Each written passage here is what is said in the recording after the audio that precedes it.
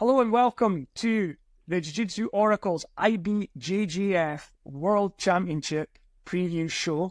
I'm Ross. I'm joined as always by Calum, my teammate at SBG Aberdeen, and we're joined today by a very special guest, Shay Montague. Hi, Shay. Hi. How are you doing? I'm doing all right, Good. We've invited Shay onto the pod for the preview edition because Shay is incredibly credentialed in Jiu-Jitsu, particularly the gi, where he topped the podium at the IBJJF Worlds 2023 in the brown belt division and 2021 in the purple belt. Unfortunately, he is not able to compete this year and make his debut in the black belt division at the Worlds because of injury. Shay, do you want to just give us a quick update on how you're getting on with that, please? Yeah, I tore my meniscus, and I can teach and stuff, but training's a bit hard at the moment. But aiming for like a surgery towards the end of summer, and then straight back into competing, hopefully. And then, Calum, your credentials. What's your best title? Silver at no-gi Euros, so no-gi credentials of any worth, but I'll try my best. And I've got no credentials. I think I won some trophies at five-a-side football, but that's why I'm here as the host and I have you two gents on to give us the wisdom. So we're going to go through all the divisions at the IBJJF World involving the black belts. Those matches will be on June 1st and 2nd, but we're not going to go linear through it. We're going to start with the divisions that we think carry the most interest, and then we're going to work our way around the rest. So, Calum, can you give us the first division, please, that you think we should talk about? Let's have a look at the division. We were kind of hoping to have this kind of crazy semi-final with four guys we're thinking might be in it. It's a bit less exciting because some of those guys have went up or down in the division, but the middleweight division is still quite noteworthy to talk about, I think. Okay, so middleweight. Why do you think this division's so noteworthy with the competitors that are involved? Yeah, so we've got Tainan. He's kind of cemented himself as the guy at middleweight, even though he didn't win it last year. But we've got Jansen moving up now. And Mica, we thought was maybe going to be in this division, given that he did middleweight at the other majors, but he's went down to lightweight again for World. So be interested to see if he can kind of get back to his status as the guy in that division. Also got Tai in this division as well, who could be a bit of a disruptor, and some other interesting names. Shay, you got any interesting names to throw into the mix as well as Tainan and Tai? Well, for me, this division is essentially a containing division now that Mica's left and Jansen's moved up. There's a few other names that in the standard year, if Tainan wasn't there, you'd be like, these guys could be on a shot at winning, like Maciel Oliveira and stuff, really good jiu-jitsu. But for me, like nobody, I can't really see past Tainan. Tai could maybe give him the similar sort of trouble that Jansen gave him, so that would be an interesting match, because he's not going to be able to out-wrestle Tai, I don't think, so Tainan's going to have to pull guard. And Tai kind of thrives on chaos, and I feel like Tainan's the opposite. All the AOJ, like, competitors are the opposite of chaos. They're very organized, they have a system. If you give them the reactions they're expecting, they get going and they're unstoppable. Whereas Tai doesn't give normal reactions to any situation. So that's a match where I see a chance that maybe Tainan could lose, but a very small one. But other than that, I think Tainan runs through everyone in the division. They're perfect. On you go, Calum. I'm just going to say, like, the two matches that we've seen Tainan lose at black belt, it has been like a similar thing. So obviously one with Mica when Mica was a brown belt, and then the one with Jansen, they've both kind of been where Tainan's not been able to sweep from there. So do you think if Tainan gets on top of like anyone kind of above or below his weight class, he wins? But that's like maybe a bit of a thing to exploit in his game, that if you can just kind of like ride out an advantage or even just be a bit more dominant on top and not get swept, that's kind of the way to beat Tainan. Okay, so Tainan, two-time champion in this division, 2021, 2022. And then last year, Jansen Gomez took the title, so we're looking for the Tainan bounce back. One other guy I think could make a run in it. I don't think he'll make the final. I think the final will be Tainan against Tai Rutolo, but Jackson, the guy, has always impressed me whenever I've watched. So he could get in the mix into the semi-finals, but I think it is a sort of a straight race between those two guys. I was very surprised that we saw Jackson jump in at middleweight after winning lightweight at the pads. It's strange that he decided not to cut. Maybe it's the Mica factor, and he's like, Tainan's going to be an equally hard match as Mica, so I might as well not cut weight. But I've heard from people that train with Jackson that on top he's got some of the most nasty feeling passing going. But again, like, he's not one that's really known for his wrestling, so some people in this division could be harder and less likely to pull guard, so we might not get to see him at his best, you know? Right. Calum! Yep. Give us our next division, please. Let's just go down to lightweight off of that. Okay. Why should we go to lightweight? So I think probably the kind of biggest rising star in Jiu-Jitsu generally, but especially in the gi, we've got Mica. As well, I wanted to get Shay's opinion on this. I just find it quite interesting that we've got someone like the standard of Andy Murasaki. I really rate Andy Murasaki. It just seems like he's got two guys, whether that's in lightweight or middleweight, that are just like kind of having his number and beating him. But I think if it weren't for those two guys, he would be like a really dominant champion. So I just wanted to see Shay's opinion on like whether he can win a world title with guys like Jonathan, Mica, and Tai kind of around about his weight class. Yeah, I think he's very unlucky in the fact that we have a few generational talents in his weight class pool, because in any other era, I think he would have easily been a world champion. You know, I think he's got some of the best jiu-jitsu out there. He's very well-rounded. And it's funny, he went up to medium heavy and made it to the final against his teammate and one of the most dominant medium heavies in Gustavo Batista. So he just seems to not be able to make it past the last hurdle in every division. I feel a bit sorry for him. But he's got fantastic jiu-jitsu. Maybe one year, you never know, sometimes people pull it out the bag. It's like the Miaos versus Keenan in the Absolute years ago. One time they just win. So maybe we see it one day. Yeah. And other good two guys to talk about. So obviously got Mica moving down from middleweight, which is what he did the rest of the majors at. And then we've got Jonathan. That's kind of notable because Jonathan has beaten Mica, even though Mica was a brown belt. I think their last match, Jonathan won that, unless they've had another match since then that has slipped my mind. No, he's the last person to beat Mica in the gi, I think. Yeah. It's the same tournament Mica beat Tainan years ago. So how do you see that going if they meet each other in this division? It was a weird match, that one, in terms of somebody won who looked like they were way worse at jiu-jitsu. The whole match, Mica was attacking, and he kind of jumped past Janata's guard and ended up on bottom, but without any advantage or anything, so Janata scored, and he just couldn't score back because it was a short match with a small area, but he was attacking and really dominating. So I think with a longer time limit and a bigger area, like, for sure, Mica wins. And I think Mika's improved way more over that time period than Janata has, yeah? Yeah. You got any other names there, Calum? I think those three are kind of the most notable from what I'm looking through. Got other guys like Espen. Obviously, we'll have some exciting matches, but I don't see him being like a big contender to win. Yeah, like kind of continuing on Mica for a bit because he's quite interesting to talk about. Like we've spoken about Mica almost having this aura, and it's like I don't understand how you could like compete against Mica in a match and feel comfortable at any moment of the match. I just feel like from any position, bottom, top, or standing, he can just like do the craziest thing and submit you within an instant. So like from your perspective, how much do you think that plays into Mica's success, and like do you feel that there's any way to kind of counter that and feel comfortable fighting Mica when you know that you can kind of pull anything out of the bag at any second? I think someone has to beat Mica before he becomes human. Yeah. Like, it's like, because there's moments in matches where it seems like he could lose, like with the armbar, the footlock, but nobody's ever managed to finish any of these things. And every time this happens, I think he gets more and more of an aura of invincibility. But like, if he keeps being caught in these positions, eventually someone will get him. It's jiu-jitsu, you have a certain amount of matches, and then people will be able to beat him. Because in no-gi, he's lost a few times, and it seems that people are able to do way better against him there because they believe that it's a path to victory. Whereas in the gi, it seems like nobody really believes. So whoever does it first will definitely, I think, open the floodgates a bit, you know? Yeah. Something that's interesting for me for the lightweight division is if we remove Mica, it would probably be one of the most competitive divisions in history, one of the best divisions. Like, you have Eliza Dorsey, you have Natan, you have all these people that have medalled or won majors and look fantastic doing so, and have put on absolutely brilliant performances, and people aren't even talking about them because of the dominance of Mica. So I think from top to bottom, like even the early rounds, this will be an exciting division to watch. I agree, Shay. I have Elijah Dorsey and Natan Chuang written down in my book as ones to talk about, ones to watch. But such as Mica's dominance, I can't see past him getting the title. So it does look like it'll be Mica against, and it depends how the bracket shakes out and who's on either side, one of these guys in the final. But I can't really see past Mica for actually lifting the crown. Have Elijah and Mica fought each other? I don't think so. No, not that I can remember.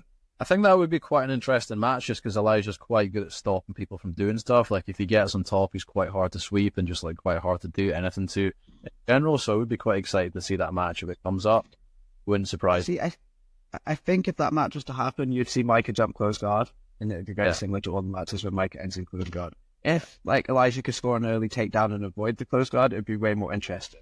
This seems like whenever Mica gets there, it's just game over. Maybe it takes 4 minutes because he slowly works through it, but if he's got the most dangerous close guard in the world, I think, for sure. Yeah. I agree. I think we've seen Elijah be dominant on top. It's been in sort of split squat passing positions.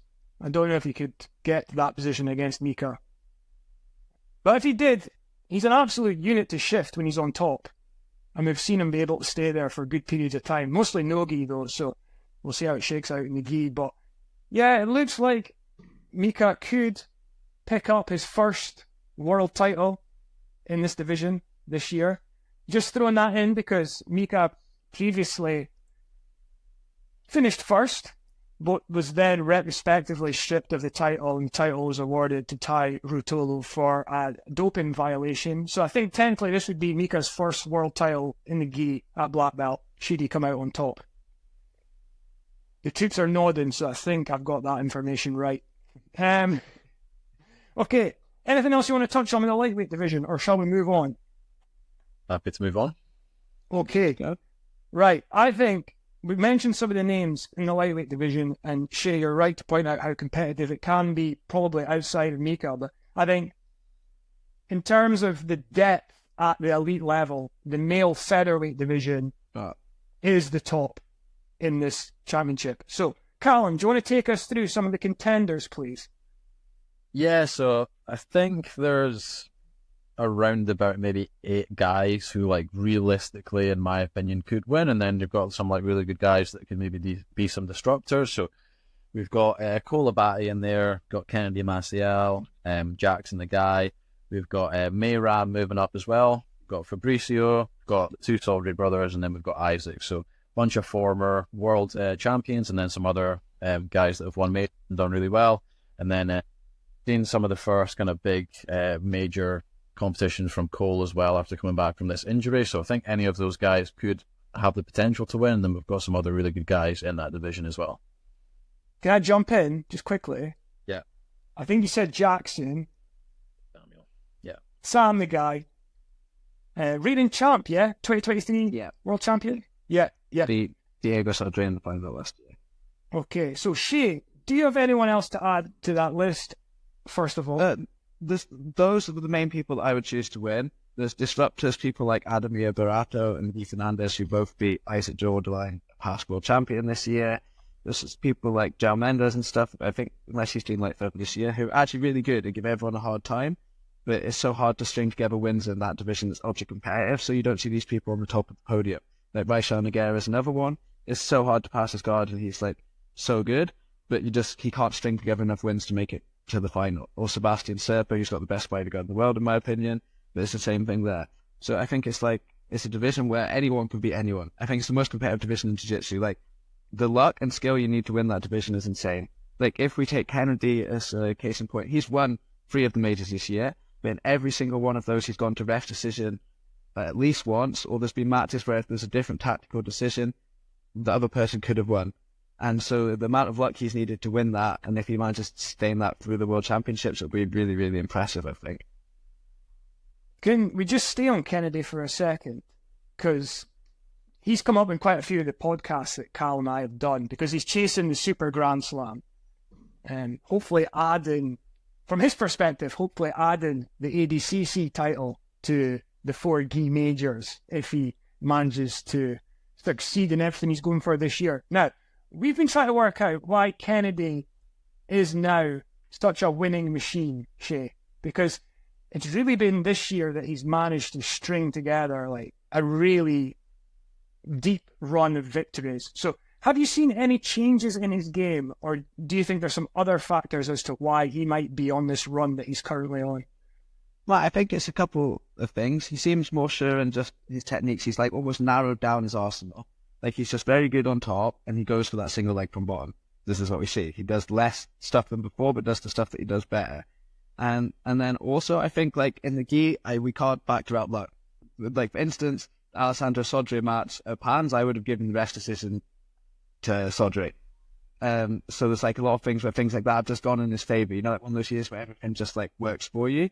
And if that rest decision had gone the other way, it would be a completely different conversation what happened, you know? Yeah. One name that we didn't mention, I think, might be in this division is Meyram Monique. Yeah, Meyram Alves moved up. Yep. Yeah. So And he has wins over Sam the Guy before, and a lot of other world champions in that weight division, so he's definitely a force to be reckoned with. Yeah, and I think 2022 light feather champ. Yeah. If memory serves. So he's another one, but yeah. Yeah, quite interesting as well that I think he's doing the AIGA tonight, so quite interesting that he's decided to do that so close to Worlds. Okay. So is Fabricio Andre. All right. There's a few. Okay. I didn't actually see Meyram weigh in, so I don't know. So, because, like, there's a few people that are signed up for Worlds but didn't weigh in, and they're, like, the alternate for their team on AIGA. Because how AIGA works, like, you if you have your alternate, they're then set to the main tournament, so they've already got them in place. But I saw Fabricio definitely weigh in, so, like, he will be competing. Yeah. Yeah, I think it's quite interesting with this division. It was kind of like we had an era of having like one or two kind of goats in that division and dominant champions. Obviously, we had Hafa, then like Cabrinha before that, and shortly after that. And then it kind of seems since then there's been a bit of like a power vacuum and like not really that much stability. Was there a guy that you thought would maybe become like the dominant champion in this division, and it just hasn't quite came to pass? Like I remember when we went to Worlds, like Fabricio was kind of like the hot topic at the time, and almost I feel like the narrative was he was going to kind of come into that role, but obviously he was only had one world title and it's kind of been passed around since then. I thought Mateus Gabriel before Fabricio. Yeah. Then he moved up to lightweight, and now we don't even see him doing Worlds. He was the only other one that seemed to string together wins consistently in that division at Worlds. I think it's such a fast-moving division, and it's so hard to score on people, and these people all peak athleticism, that the skill needed to stay at the top is just ridiculous. You see the same in like Olympic wrestling, that same weight. It's like the most ridiculous weight. So it seems to be something about humans that size that they can be fast, be flexible, and be strong, and they're all like that. So it's like crazy division to stay on top of. Yeah. Shay, can you just tilt your camera slightly, please? There we go. Perfect. It was just like, I don't know if it was on helium or whatever, it was just like rising up. And then I only got to see your eyes there, so you've got to keep that beautiful moustache in the picture. I'm seeing such a different picture than you, I think. For me, it's like so big, but now my head's tiny. All right, okay. Well, we'll see how it looks in the edit. But I was just worried that like we'd only end up seeing like your hair. Yeah. I think the interesting. There you go, Calum. Yeah, I think the other interesting one for that division is Cole. Not really competed at this level in the gi before, and then coming off of this injury. So, do you have any thoughts on Cole getting added to the mix in this? And like, have you heard anything through the grapevine, maybe about his injury and how he's recovered from that? I have a suspicion about how he recovered from his injury, but that's just conjecture. No, I've not heard anything. It'd be interesting. He's only had one black belt gi match, right? Other than two. One at the tournament last weekend and one against Dudu. And the Dudu match, even though he looked dominant, he wasn't able to score any solid points. And we've seen other top competitors in the division compete against Dudu over the last year and usually submit him. So it'll be interesting to see if he's able to keep the run going he had at the coloured belts at black belt. I'd be surprised if he won, but I could be wrong there, you know? Yeah. Well, on that, we've picked Mica at lightweight and Tainan at middleweight. So no shocks there. But it's time to be brave. Nail your colours to the mast and pick one of these contenders to go all the way and take the title. So if you have to pick one name out of all of them, Shay, who do you think will end up on top of the podium? I'm going to go wild card here and go Meyram. Okay. And Calum? I'm going to go with the momentum, and I'm going to go Kennedy. Okay. I'm going to go with Fabricio Andre. So that may be the podium. Who knows? Like those three guys might get. If those three guys make the podium, I think we've done incredibly well there because it really is. One of the Sodre brothers on there too. There's always a Sodre brother on the podium. Maybe like, so we've got four, right? And maybe because there's two bronzes given out, like we've got the four guys that are going to get the medal. There we go. Right, let's go to the lighter weights. Shay, super interested to get your views on the roosterweight division, seeing as that's where you compete. So what do you think about that? So I view it as a 2-horse race this year, with one ahead of the other. So Taliesin is the front runner and the big favourite, and then Babito, Carlos, Alberta as the other one. Carlos has beat Taliesin before at the Pans in 2022, I think, in a very close match, and nobody's really been able to beat him at roosterweight other than Lucas Pinheiro, who's obviously retired. So that'll be an interesting match to see that again after Taliesin's obviously young and improved a lot. So I'm still picking Taliesin to win, but I think that's the interesting match to be made there.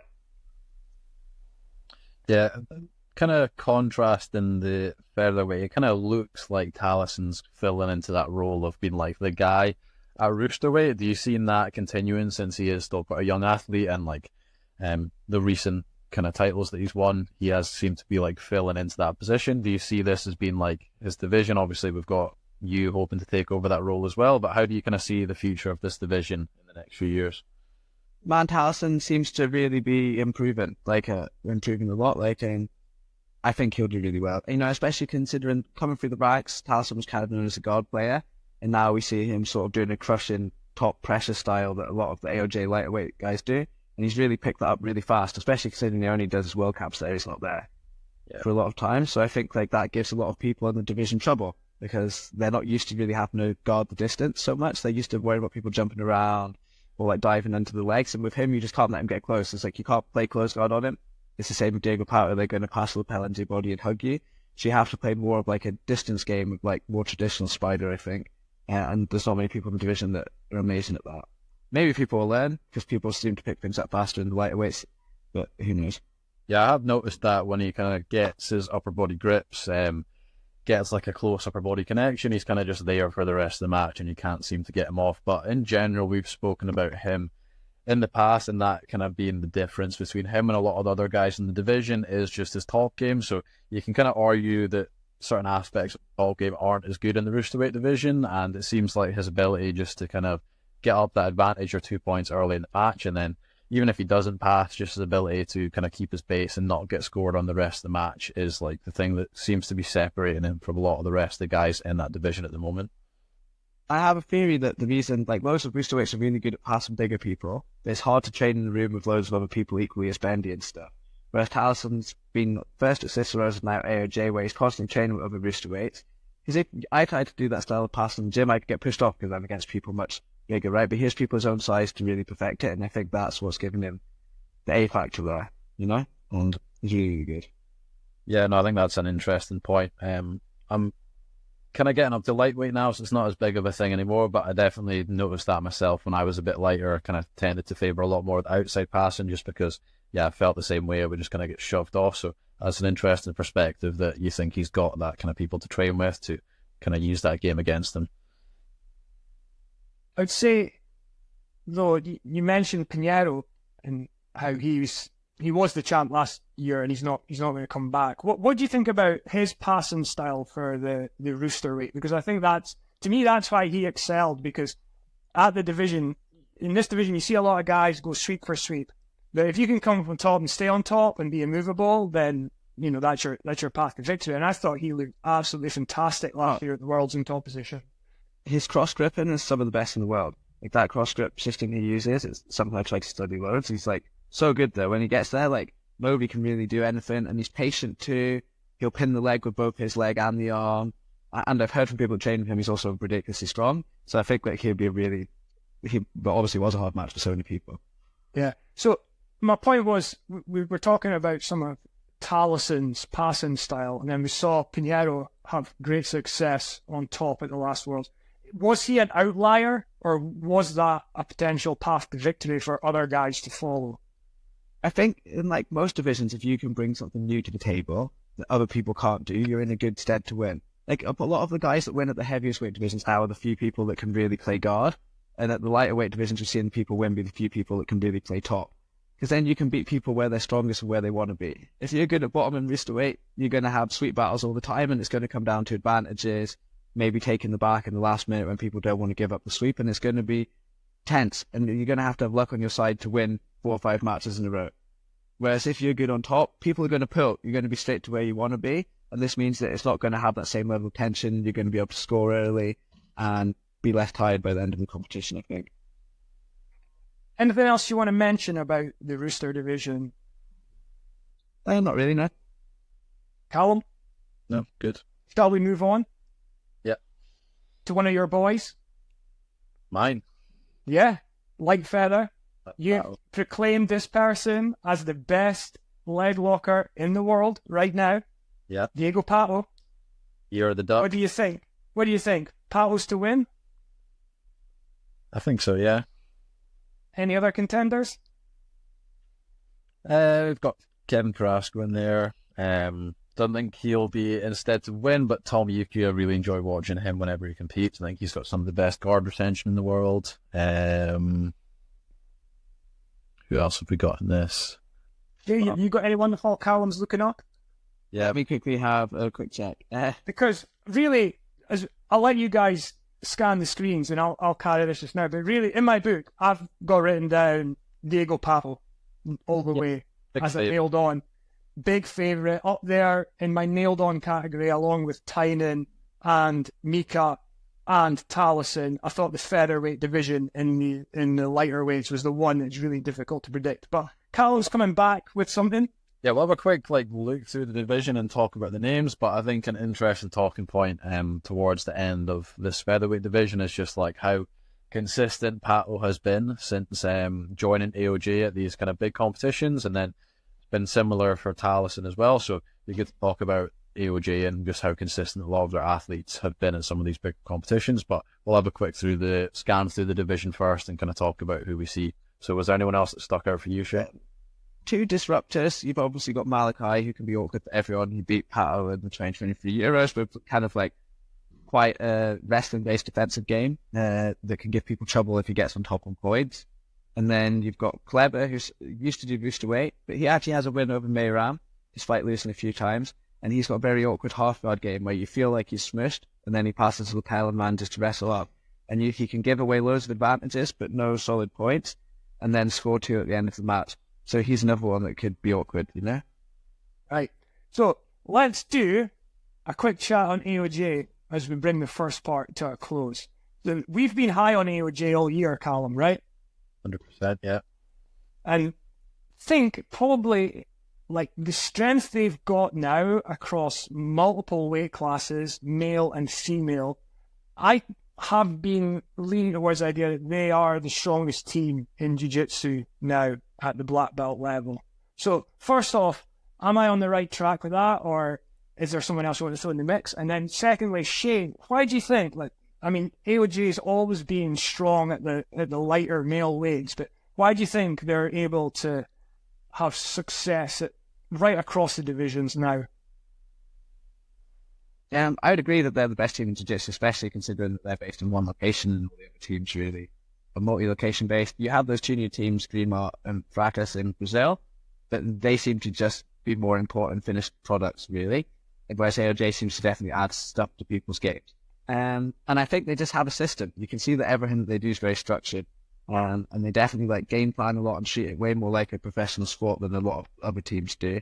It's really obvious from their whole preparation and everything. And I think they've learned the art of tapering off.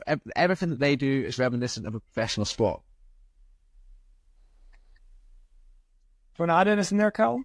Yeah, obviously the guy steering the ship with that is Guy. I've kind of mentioned before that I think the top 3 coaches for sure across all of division would be Guy Mendes, Melky Gavao, and John Danaher. And I think all of them, obviously Guy was a great competitor, but now he's very much just in that coaching role.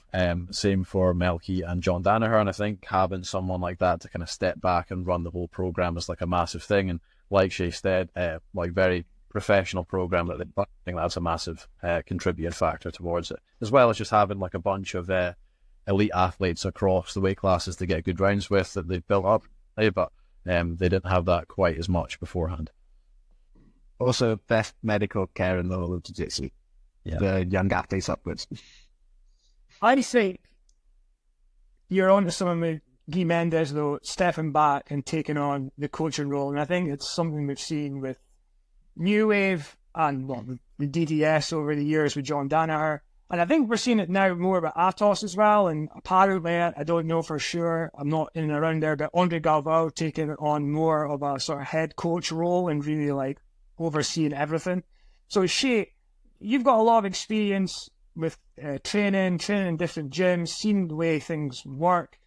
What do you think about the idea that like now at the elite level, we are seeing these guys who are taking on that head coach role at the gyms, and kind of like, is that having like a huge effect on like driving AOJ's success?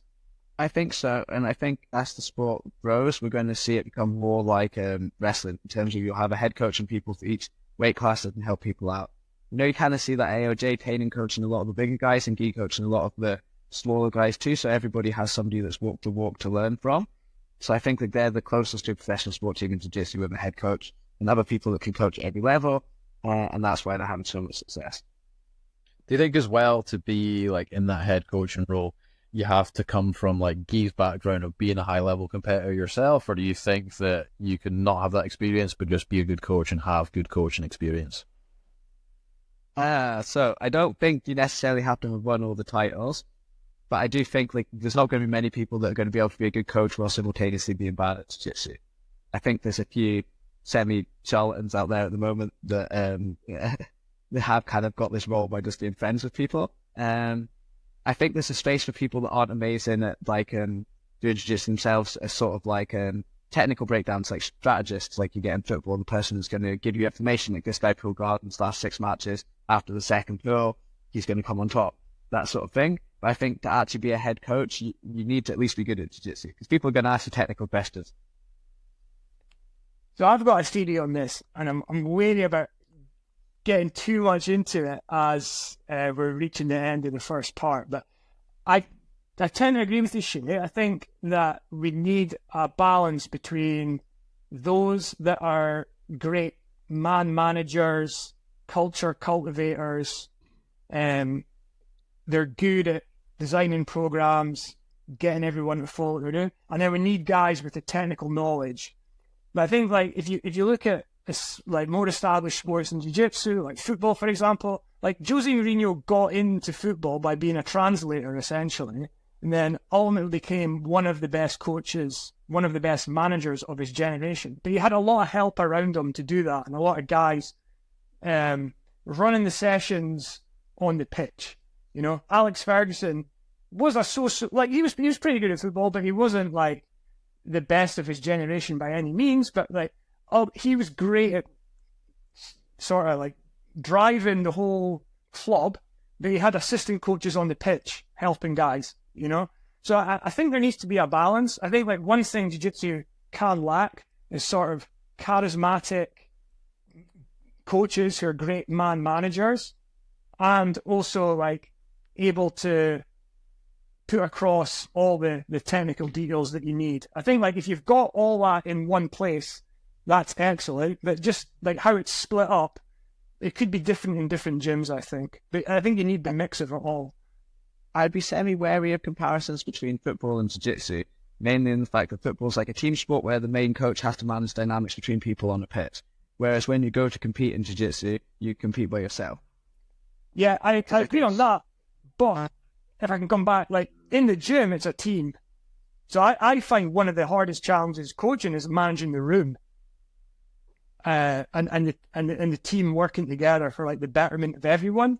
So I think like having that skill set is like super valuable. I agree. Like it's different in terms of like if you've got that experience that you know what it's like to be that one person on the mat by yourself competing, that's a different dynamic to team sport.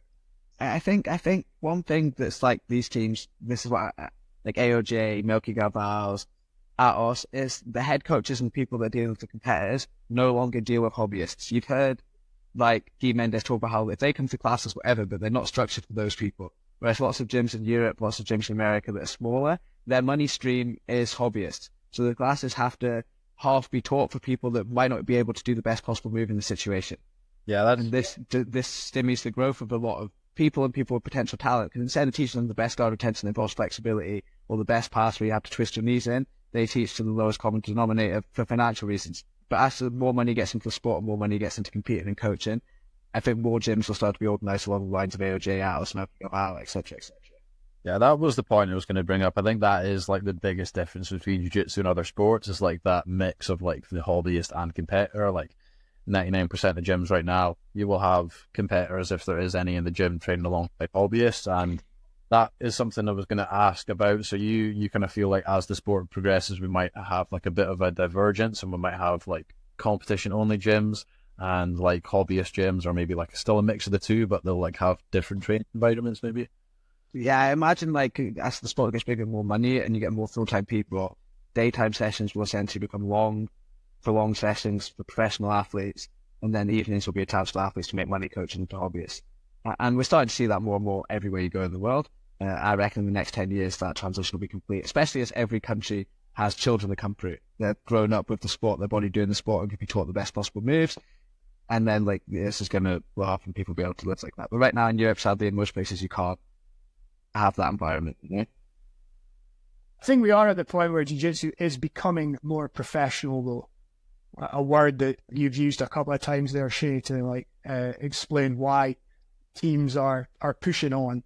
And yeah, it's just interesting that as it becomes more professional, I think like you definitely need people that are at the forefront managing the teams. I think Guy Mendes is like one example of a guy who's done terrifically well from running the classes through video analysis, through having everything that like a professional athlete would need to excel. I think like they are ahead of everyone else. So it's no surprise to me that they're doing so well in the competition scene. Anything else you want to touch on the lighter male weights? Right, so I'll bring the first part of this to an end, and you can tune back in to the Jiu Jitsu Oracle's second preview of the IBJJF World Championships, where we're going to preview the heavier male divisions and the female divisions.